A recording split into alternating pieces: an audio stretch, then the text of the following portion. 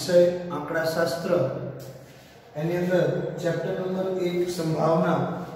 तो संभावना ની અંદર આપણે એક મેથડ પૂરી કરી કે નિદર્શ અવકાશની પદ્ધતિથી સંભાવના કઈ રીતે મેળવાય। આજે સૌથી અગત્યની મેથડ સંભાવનાનો સરવાળાનો નિયમ એ આપણે ભણવાનું છે। હવે સંભાવનાના સરવાળાના નિયમની અંદર સૌથી પહેલા તો મેં જે થિયરિકલ પોર્શન અહીંયા લખેલો છે એ ધ્યાનથી વાંચો।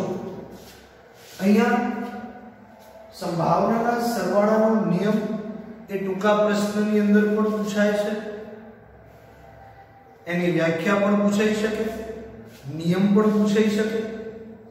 पण जो परीक्षामां शुं पूछ्युं होय तो शुं लखवुं ए आगळ आपणे जोईए। सौथी पहेला संभावनाना सरवाळानो नियम। मित्रों आ वर्षे तमारो अमुक सिलेबस कट थयो छे, जेमां संभावनाना गुणाकारनो नियम, शर्ती संभावना आ वस्तु बोर्ड ની અંદર એડ નથી। तो मित्रों સૌથી વધુ ફોકસ जो રહેશે તો એ માત્ર ને માત્ર સંભાવનાના સરવાળાના નિયમ પર રહેશે। તો સંભાવનાના સરવાળાનો નિયમ કોને કહેવાય? તો સૌથી પહેલા આપણે એની વ્યાખ્યા યાદ રાખીએ કે ઘટના A અને ઘટના B ए शांत निदर्श अवकाश u मानी कोई બે ઘટનાઓ છે। मतलब आ कॉमन सेंटेंस છે। આપણે દરેક ઘટનાની અંદર જે શીખ્યા योग ઘટના, છેદ ઘટના, પૂરક ઘટના, આ દરેકની અંદર આપણે એક સેન્ટેન્સ કોમન રાખતા હતા। કયું હતું? તો કે ઘટના A અને ઘટના B એ શાંત નિદર્શ અવકાશ u માની કોઈ બે ઘટનાઓ છે।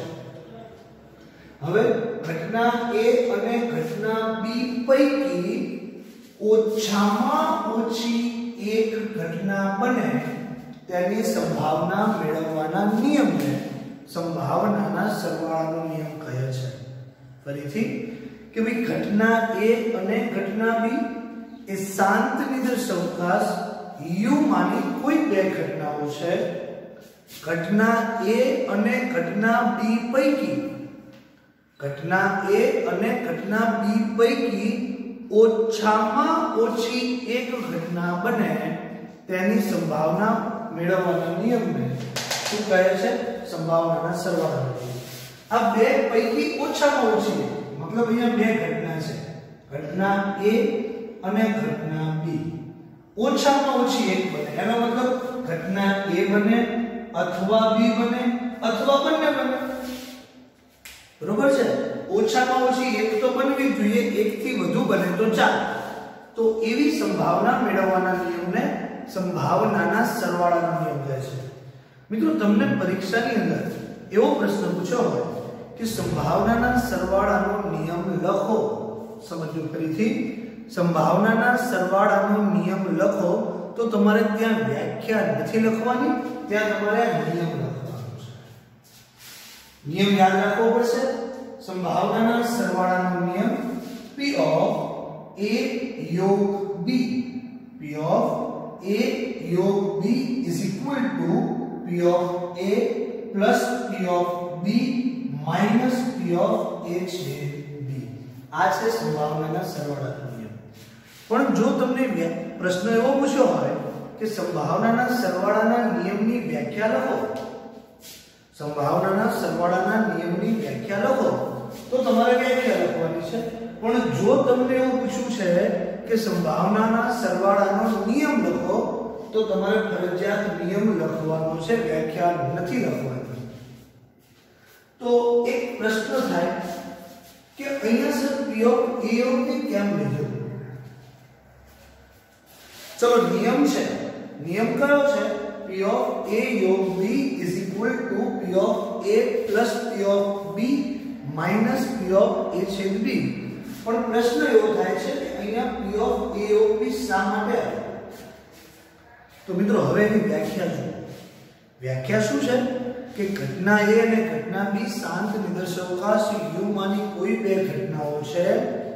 घटना A अने घटना B पैकी घटना A अने घटना B पैकी ओछामां ओछी कोई एक घटना बने। ओछामां ओछी કોઈ એક ઘટના બને તેની સંભાવના મેળવવાના નિયમને સંભાવનાના સરવાળાનો નિયમ કહે છે. હવે ઓછામાં ઓછી આ બે ઘટનાઓ પૈકી ઓછામાં ઓછી એક ઘટના બને. એનો મતલબ શું થયો?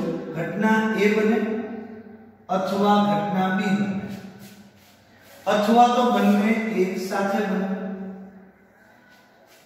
ઘટના A બને અથવા B બને અથવા બંને સાથે બને, તો ઓછામાં ઓછી એક તો બનવાની જ છે. કાં તો A બનશે અથવા તો B બનશે અથવા તો બંને સાથે બનશે. મિત્રો થોડા દિવસ જઈએ અને યાદ કરીએ તો એક વ્યાખ્યા આપણે આવી ભણ્યા હતા. શેની વ્યાખ્યા હતી એ યાદ કરો કે ઘટના A અને ઘટના B શાંત નિદર્શવકાશ U માની કોઈ બે ઘટનાઓ છે.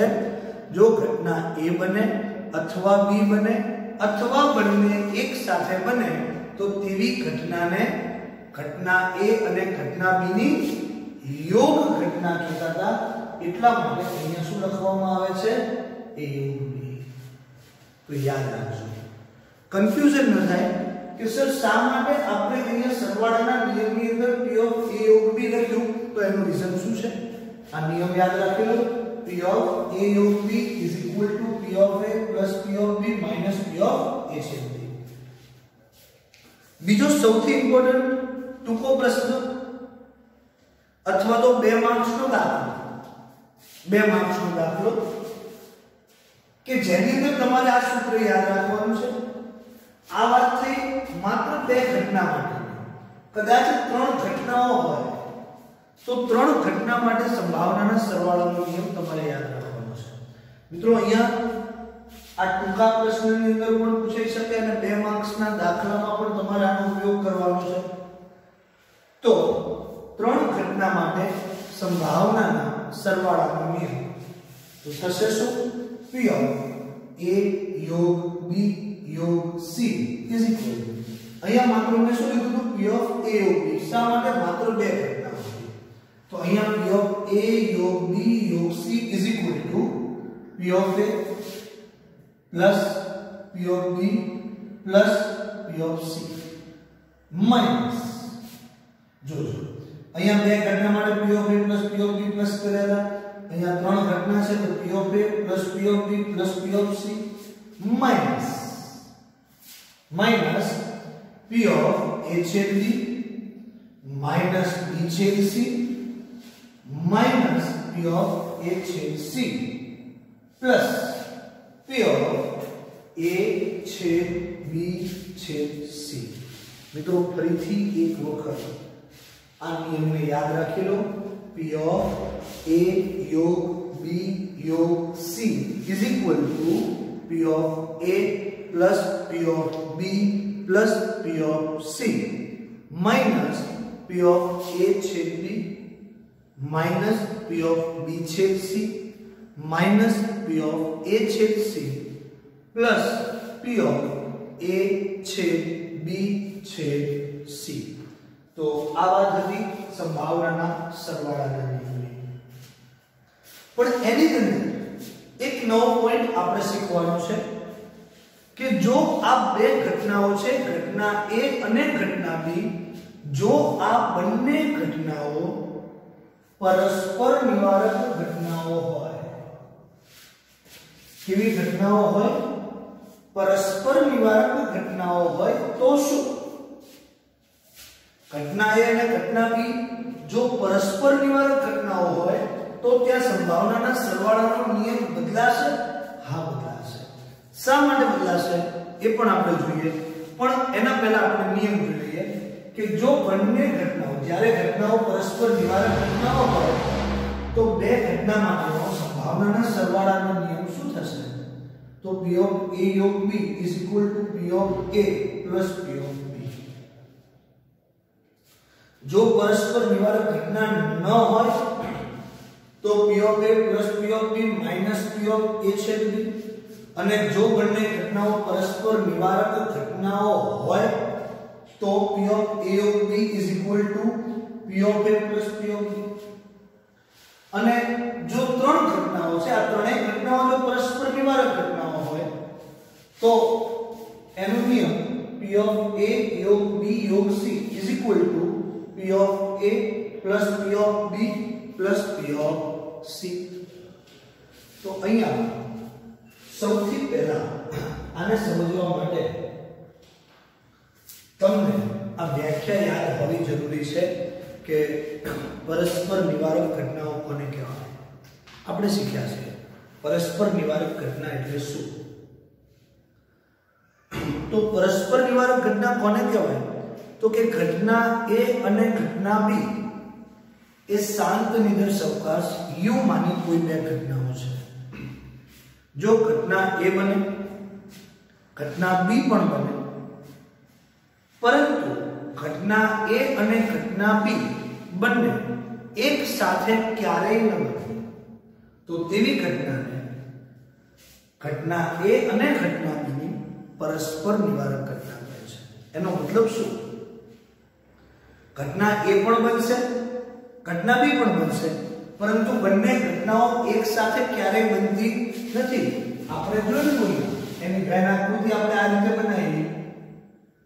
આપણો નિદર્શકાંશ u છે, આ ઘટના A છે, આ ઘટના B છે, બરોબર. તો આ રીતે આપણે એની ઘન આકૃતિ શીખેલા, બરોબર છે. A પણ બને છે B પણ બને છે પરંતુ બંને એક સાથે ક્યારેય બનતી નથી.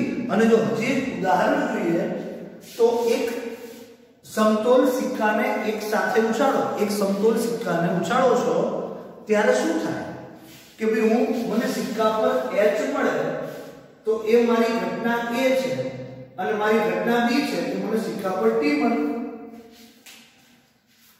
તો જ્યારે હું સિક્કો ઉછાળીશ તો ઘટના A પણ બની શકે ઘટના B પણ બની શકે પરંતુ મિત્રો આ બંને ઘટનાઓ એક સાથે ક્યારેય બની શકતી.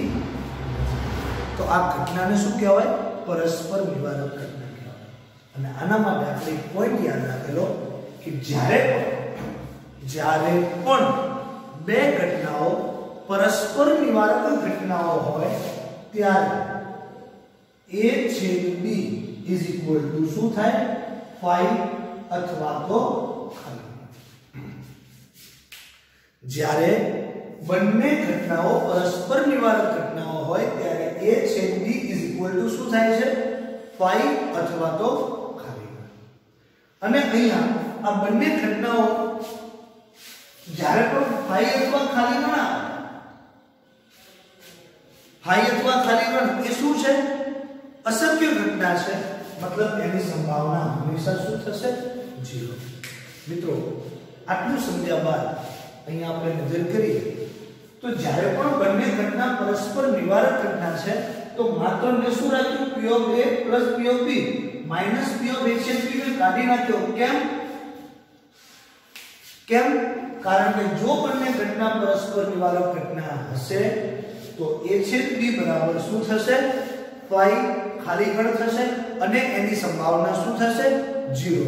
અને મિત્રો સરવાળા અને બાદબાકી માટે 0 એ તટસ્થ સંખ્યા છે, બરોબર છે. કોઈ પણ સંખ્યામાંથી 0 બાદ કરો કે કોઈ પણ સંખ્યામાં 0 ને ઉમેરો એ સંખ્યા પોતે જ આવે છે. એટલા માટે મેં અહીંયા કઈ વસ્તુ લખી નથી. તો યાદ કઈ રીતે રાખશો?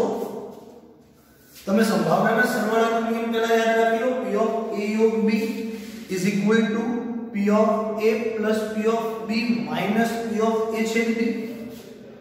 અને ત્રણ ઘટના માટેનો નિયમ P of A યોગ B યોગ C is equal to P of A plus P of B plus P of C minus P of A છેદ B minus P of B છેદ C minus P of A છેદ C plus P of A છેદ B છેદ C. અને જો આ બંને ઘટનાઓ પરસ્પર નિવારક ઘટનાઓ હોય તો P of A of B is equal to P of A plus P of B. જ્યાં છેદ ઘટના છે એ ટોટલ વસ્તુ નીકળી જશે અને ત્રણ ઘટના માટે પણ P of A of B of C is equal to P of A plus P of B plus P of C. આ જે છેદ ઘટનાઓ છે દરેક વસ્તુ જો પરસ્પર નિવારક ઘટનાઓ હોય તો એ નીકળી જશે. તો આ તમારો મેઇન ક્વેશ્ચન સંભાવનાના સરવાળાના નિયમનું થિયરિકલ ક્વેશ્ચન. હવે આપણે એક્ઝામ્પલ જોઈએ તો સિમ્પલ 2 માર્ક્સના દાખલા જે પૂછાય છે સંભાવનાના સરવાળાના નિયમના એ કઈ રીતે બને? ધારો મને આપ્યું છે P of A is equal to 0.6, P of B is equal to 0.7,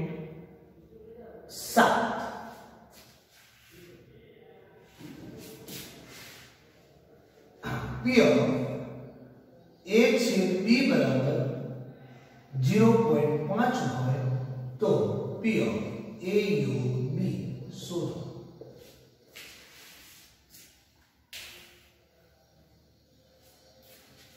શું થશે? આવો એક્ઝામ્પલ બોર્ડની અંદર પૂછાઈ શકે કે જો P of A બરાબર 0.6, P of A बराबर 0.6, P of B बराबर 0.7, P of A छेद B बराबर 0.5 हो तो P of A योग B શોધો। તો મિત્રો અહીં સૌથી પહેલા તમારા માઇન્ડમાં એક ક્લિક થવી જોઈએ કે P of A, P of B, P of A छेद B અને P of A योग B આ દરેક વસ્તુ ક્યાં આવે છે? આ દરેક વસ્તુ કઈ જગ્યાએ આવે છે? તો એવું કયું સૂત્ર છે કે જેની અંદર આ ચારે ચાર વસ્તુનો સમાવેશ થાય છે? તો માઇન્ડમાં એવું ક્લિક થાય કે સંભાવનાના સરવાળાના નિયમની અંદર। તો અહીંયા હું લખું સંભાવનાના સરવાળાના નિયમ અનુસાર P of A योग B is equal to P of A plus P of B minus P of A छेद B बराबर। P of A કેટલો છે? તો કે 0.6 પ્લસ P of B કેટલો છે? તો કે 0.7 માઈનસ P of A छेद B કેટલો છે? 0.5। તો અહીંયા 0.6 प्लस 0.7 એટલે શું થશે? 1.3 માઈનસ 0.5। તો 1.3 માંથી 0.5 બાદ કરો તો 0.8। તો આ મારો સંભાવનાનો સરવાળો થશે P of A योग B is equal to શું થાય? 0.8। મિત્રો અહીંયા એવું નથી કે આ વસ્તુ તમને આપેલી જ હશે। હવે તમે યાદ રાખજો કે આ ચાર વસ્તુ જે છે P of A, P of B, P of C, sorry P of A, P of B, P of A छेद B અને P of A योग B આ ચારમાંથી કોઈ પણ ત્રણ વસ્તુ તમને તમારી રકમની અંદર આપી હશે અને ચોથી વસ્તુ તમારે શોધવાની છે। આ જે ચાર છે P of A, P of B, A छेद B અને A योग B આ ચારમાંથી ત્રણ તમને રકમમાં આપી હશે અને ચોથી તમારે શોધવાની છે। તો અહીંયા હજી જો એક્ઝામ્પલ આપણે લઈ શકીએ કે બે પરસ્પર નિવારક ઘટનાઓ માટે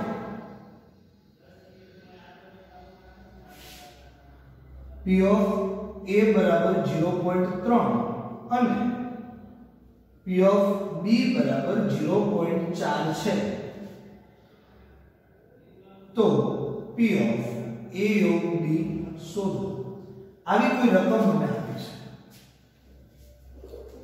તો તમને એવું થશે સાહેબ આ રકમની અંદર ભૂલ છે, A છેદ B તો આપ્યો નથી, પણ રકમને તમે ધ્યાનથી વાંચો। એક શબ્દ આપ્યો છે પરસ્પર નિવારક ઘટના। તો જ્યારે પણ પરસ્પર નિવારક ઘટના હોય તો સંભાવનાના સરવાળા નિયમ અનુસાર શું થાય? P of A योग B is equal to P of A plus P of B બરાબર 0.3 પ્લસ 0.4 બરાબર 0.7. તો તમને આ દરેક નિયમ યાદ હોવા જરૂરી છે કે જો પરસ્પર નિવારક ઘટનાઓ હોય તો નિયમ કયો થાય, જો પરસ્પર નિવારક ન હોય તો સંભાવનાના સરવાળાનો નિયમ કયો થાય. આ આપણે સંભાવનાના સરવાળાનો થિયરિકલ પ્લસ બેઝિક નોલેજ જોયું. આવતા સેશનથી આપણે સંભાવનાના સરવાળાના નિયમના ડિટેલના દાખલા જોઈશું.